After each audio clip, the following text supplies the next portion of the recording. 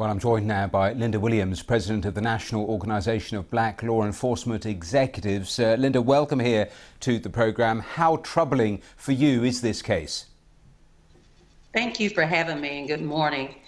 It's always disturbing to see these recurring incidents, and it's disheartening. It's disheartening, and we have to stand up for justice to make sure there's accountability for things when these acts occur.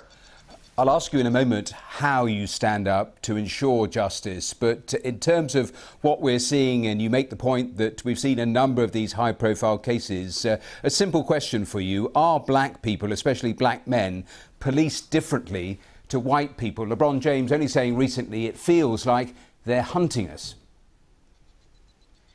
It is a difference, and I think you're in denial if you don't realize that there's systemic racism in every facet of our society and our culture.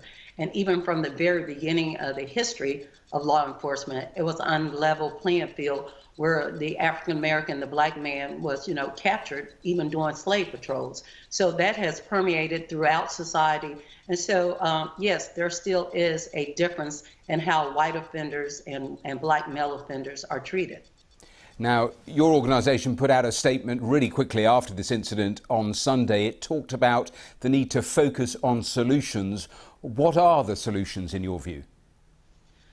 Noble is part of many other organizations, but we're pushing legislation that's built on the Policing Act of 2020, and that's given national standards for use of force. There has to be accountability, there has to be transparency, and of course there has to be responsibility for the acts that all law enforcement do. And until this becomes law, where everybody is accountable for their actions, we will see these things occur, because it's optional at this point of how police officers sometimes do their job.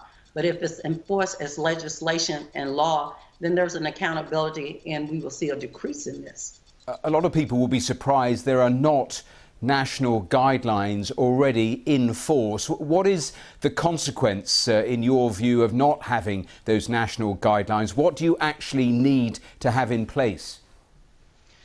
And that's why we are seeing a lot of things that are reoccurring, because it's based on organizational and hierarchy and their local laws and ordinances. So instead of making it at the discretion of a police chief or a director of safety, it has to be national law, so everyone is held accountable to the same guidelines, the same rules and regulation.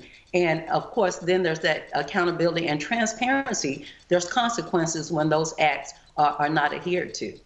What about leadership right at the very top, the president, the administration, Congress? Because interesting, when you listen to Republicans when faced with questions raised by something like this or George Floyd before, whenever those question marks over discrimination are being raised, they end up talking about law and order. For a problem to be resolved, you have to acknowledge a problem. And if you ask one side, they say there's no such thing as systemic racism or difference in how policing do one group of people versus another set of people. So we have to go back to the very top to acknowledge that there is a problem. We cannot ignore it. We cannot make excuses, and we cannot deny it, because denying it is denying reality. So we have to sit down to make that accountability that it does exist. And then we can move forward to finding solutions and compromising to address this recurring issue.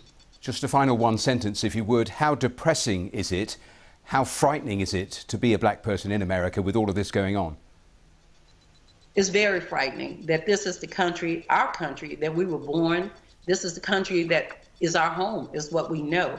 But when justice is not fair, it puts you at a disadvantage. And so as a law enforcement organization, as the president of Noble, we're going to continue to lift our voices and push legislation that justice must be fair, it must be transparent, and it must be equal.